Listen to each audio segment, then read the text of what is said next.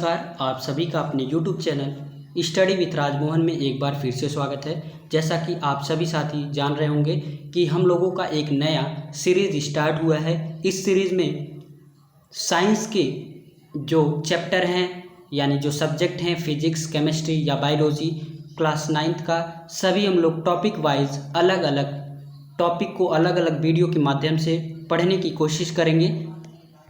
तो दोस्तों, जैसा कि आप लोगों ने पिछला वीडियो देख भी लिया होगा, उस वीडियो में हम लोग फिजिक्स का पहला टॉपिक जो है मोशन या फिर रेस्ट पोजीशन, डिस्टेंस, डिस्प्लेसमेंट, इसके बारे में हम लोगों ने कवर कर लिया था। तो आज हमें पढ़ना है यूनिफॉर्म मोशन और नॉन यूनिफॉर्म मोशन।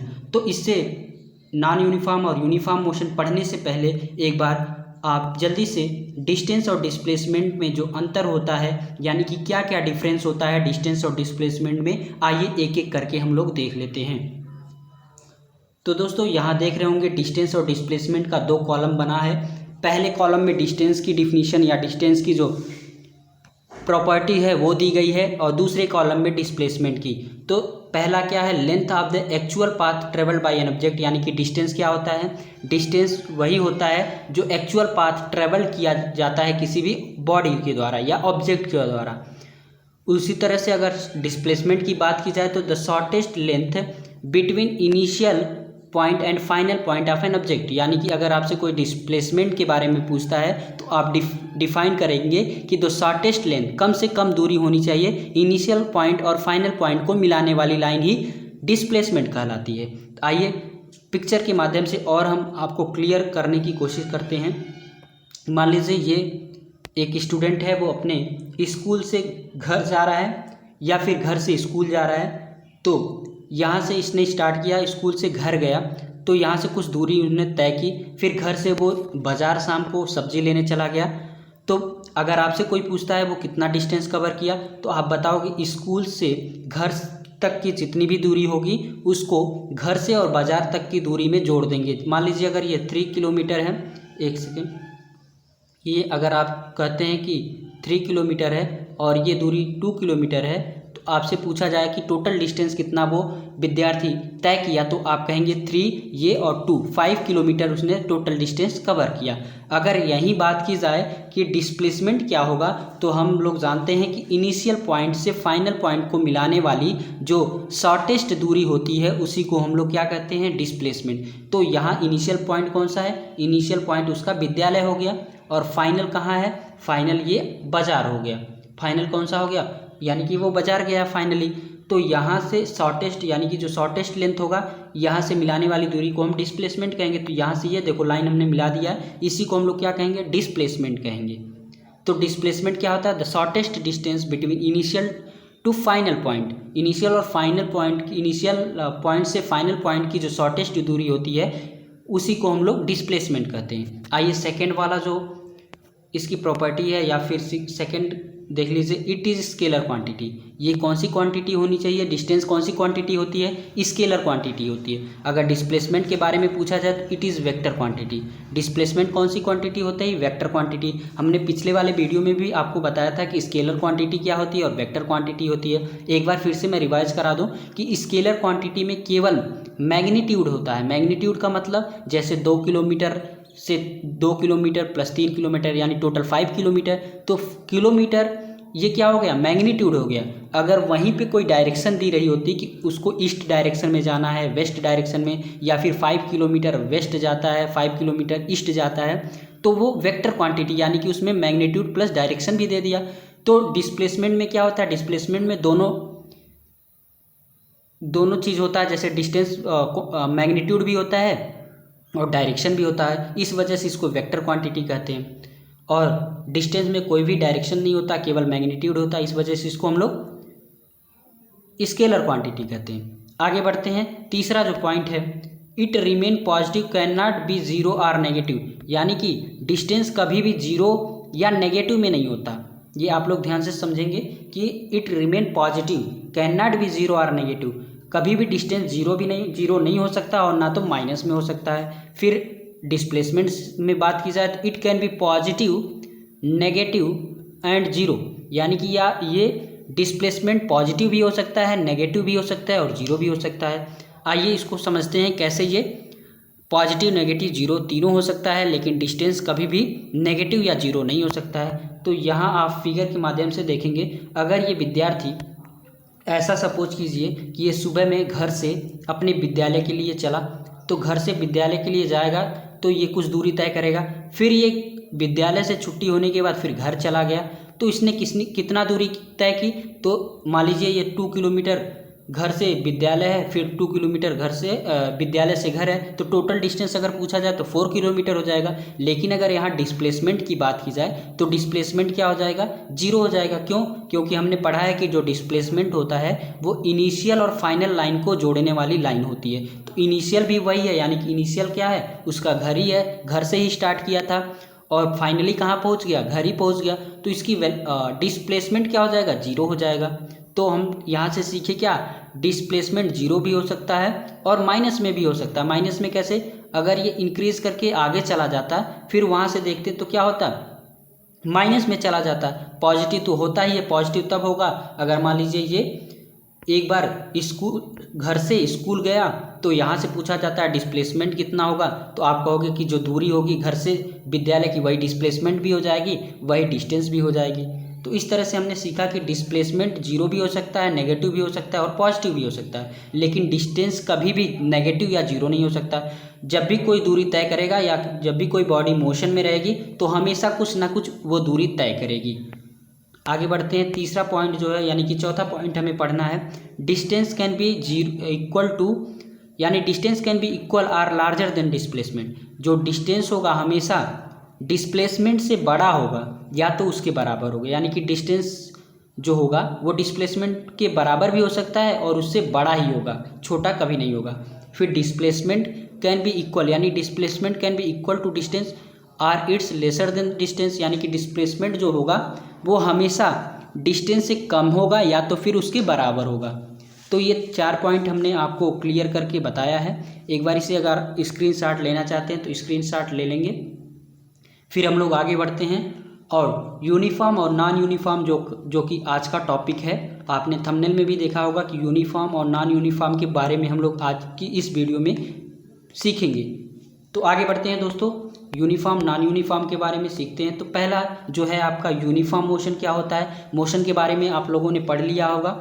अब यूनिफॉर्म मोशन कौन सा होता है, when a body travel equal distance in equal interval of time then the motion is said to be uniform motion. जब भी कोई बॉडी एक इक्वल डिस्टेंस ट्रेवल करे, एक इक्वल डिस्टेंस ट्रेवल करे, किसमें, एक इक्वल टाइम इंटरवल में। मान लीजिए अगर कोई कार है, वो कार 1 मिनट में 2 किलोमीटर चलती है, तो अगले 1 मिनट में भी 2 किलोमीटर चलनी चाहिए, फिर अगले 1 मिनट में भी उसको 2 किलोमीटर ही ट्रेवल करनी चाहिए। तो ऐसे मोशन को हम लोग यूनिफॉर्म मोशन कहते हैं। तो दोस्तों अभी और भी क्लियर करेंगे हम पिक्टोरियल ग्राफ के माध्यम से, एक ग्राफ बनाने के बाद कि यूनिफॉर्म मोशन में क्या कैसे होता है। फिर हम लोग आते हैं नॉन यूनिफॉर्म मोशन।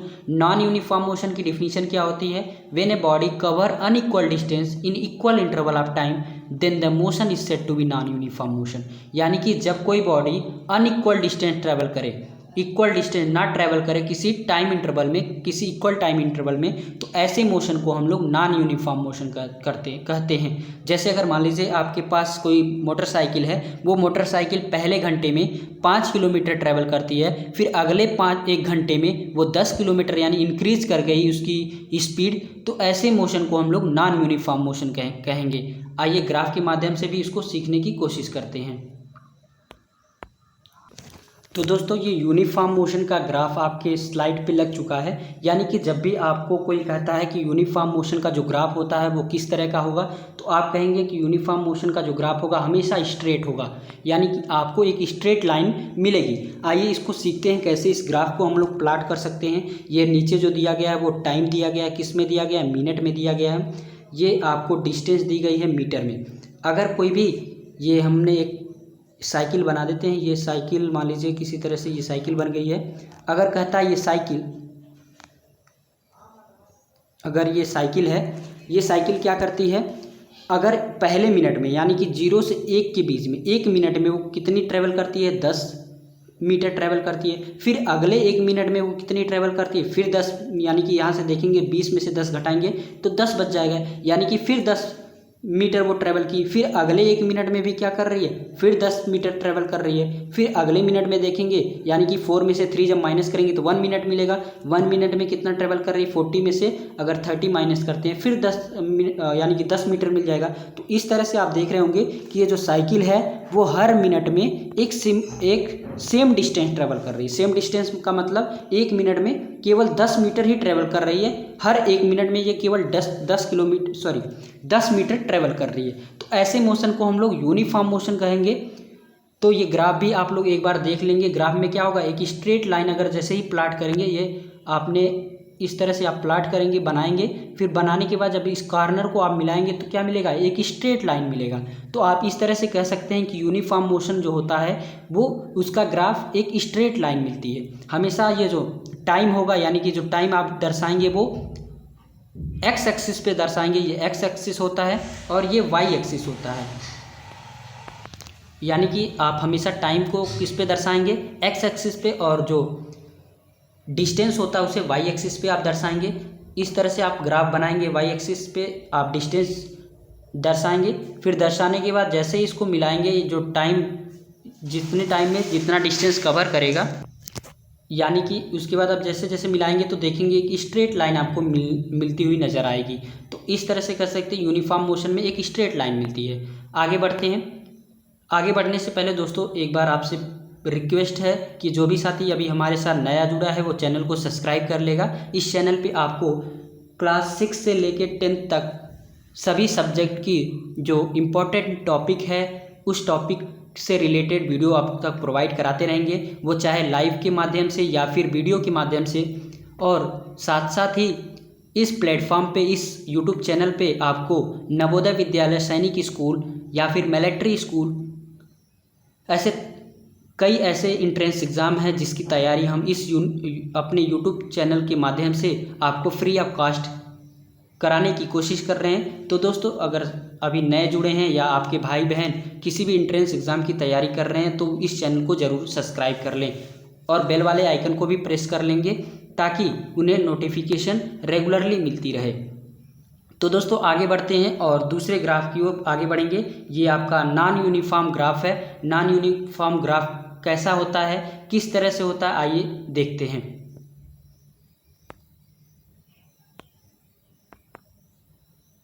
तो दोस्तों ये नॉन यूनिफॉर्म ग्राफ है आपके सामने। इस ग्राफ में आप देख रहे होंगे ये जो लाइन मिल रही है या जो प्लाट किए हैं ये क्या मिल रही है, कर्व मिल रही है। कर्व का मतलब कभी स्पीड उसकी स्लो हो रही है, कभी स्पीड उसकी बढ़ जा रही है। यानी कि आप यहाँ प्लाट करके अगर देखते हैं तो ये 1 मिनट में यानी कि पहले मिनट में 10 ट्रैवल किया, दूसरे मिनट में कुछ और ट्रैवल किया।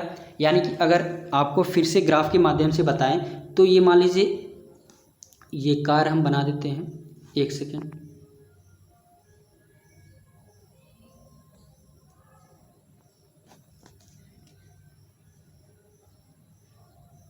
दोस्तों अगर आप पिक्चर के माध्यम से सीखेंगे तो जल्दी ही इसको सीख जाएंगे। 1 सेकेंड दोस्तों। तो ये मान लीजिए कार है। ये कार क्या कर रही है, पहले मिनट में 10 किलोमीटर अगर मान लीजिए ट्रैवल कर रही है, फिर अगले 1 मिनट में जैसे ही 1 मिनट फिर बीतता है वो 15 मीटर ट्रैवल कर ले रही है। यानी पहले में कितना ट्रैवल की है, पहले मिनट में वो केवल 10 मीटर ट्रैवल की है, अगले वाले में 15 मीटर ट्रैवल कर गई, अगले मिनट में वो मान लीजिए फिर 5 मीटर ट्रैवल कर रही है। तो इस तरह से देख रहे होंगे क्या हो रहा है, कभी स्लो हो रही है, कभी फास्ट हो रही है, कभी स्लो हो रही है, कभी फास्ट हो रही है। तो इस तरह से जिगजैग टाइप का आपको ये लाइन मिल जाएगा, इस ग्राफ पे जिगजैग टाइप का ग्राफ मिल जाएगा। तो ऐसे मोशन को हम लोग नॉन यूनिफॉर्म मोशन कहते हैं। ऐसे मोशन को क्या कहते हैं दोस्त, नॉन यूनिफॉर्म मोशन कहते हैं। तो आप एक बार फिर से आप अपने घर पे प्लाट करके इसको देख लेंगे। जहाँ भी नॉन यूनिफॉर्म मोशन होगा यानी कि जो मोशन कर रहा है जो बॉडी वो किसी यूनिफॉर्म में यानी कि एक फिक्स डिस्टेंस यानी टाइम इंटरवल में फिक्स उसकी दूरी नहीं तय करेगी, तो वो ऐसा मोशन को हम लोग नॉन यूनिफॉर्म मोशन कहेंगे। अगर यूनिफॉर्म रहेगा तो यानी कि एक सेम इंटरवल में या एक सेम टाइम इंटरवल में वो क्या करेगी, एक सेम दूरी तय करेगी। जैसा कि आपने डेफिनेशन में भी आपने पढ़ा होगा, डेफिनेशन में आपने पढ़ा है, देखिए यहाँ डेफिनेशन में क्या है, नॉन यूनिफॉर्म में अनइक्वल डिस्टेंस ट्रेवल करेगी, किसमें, इक्वल इंटरवल में। इंटरवल क्या होता है एक बार फिर से मैं बता दूं, इंटरवल के बारे में आपको बताने की कोशिश करने जा रहा हूँ। तो इंटरवल क्या होता है, मान लीजिए पहले मिनट से 5 मिनट, यानी पहले मिनट से स्टार्ट किया, 5 मिनट के बीच में अगर देखता है कोई बॉडी है वो कितना ट्रेवल करती है, 2 मीटर ट्रेवल करती है। फिर अगले यानी 5 से लेके फिर 5 से 10, हाँ 5 से 10 फिर देखा जाए अगर ये फिर 2 मीटर अगर ट्रेवल करती है तो इसका मतलब क्या हुआ, ये बॉडी अभी यूनिफॉर्म मोशन कर रही है। फिर 10 से अगर 15 के बीच में टाइम इंटरवल, यानी कि यहाँ आप देख पा रहे होंगे, यहाँ आप क्या देख रहे होंगे, जो ये टाइम इंटरवल है इनके बीच की जो टाइम है वो क्या है, 5 मिनट है। यहाँ भी 5 मिनट मिल रहा है, यहाँ भी 5 मिनट, यानी कि सेम टाइम इंटरवल इसको दिया जा रहा है। तो सेम टाइम इंटरवल में ये क्या कर रही है, सेम दूरी तय कर रही है, यानी कि यहाँ भी 2 मीटर ट्रेवल करेगी, फिर अगले में भी क्या करेगी, ये 2 मीटर ट्रेवल करेगी। तो ऐसे मोशन को हम लोग कहते हैं यूनिफॉर्म मोशन।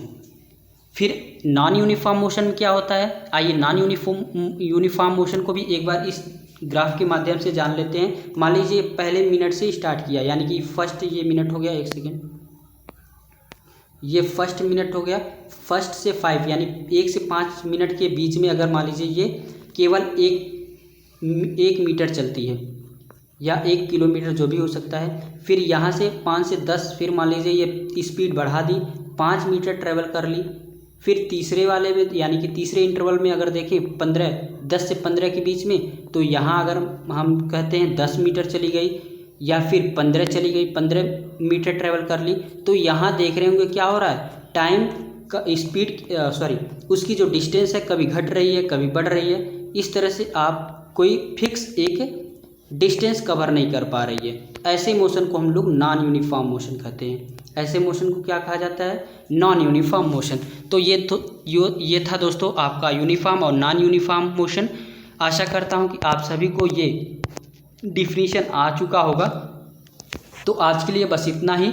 बस एक बार फिर से वही रिक्वेस्ट है, अगर अच्छा लगा हो तो वीडियो लाइक भी करेंगे। धीरे धीरे इसी तरह से हम लोग पिक्टोरियल के ग्राफ से यानी कि पिक्चर के माध्यम से पूरी फिजिक्स को, जो इम्पोर्टेंट टॉपिक है क्लास 9th का, जो कई पेपर में आने की संभावना है, जैसे कि नवोदय विद्यालय में भी क्लास 9th में पूछा जाता है, सैनिक स्कूल के भी एंट्रेंस एग्जाम में पूछा जाता है, फिर आपके एकेडमिक यानी कि आप क्लास 9th में अगर स्कूल में पढ़ रहे होंगे वहाँ भी पूछा जाता है। तो इसी तरह से बने रहिए, फिर जल्दी मिलेंगे दूसरे टॉपिक के साथ। धन्यवाद।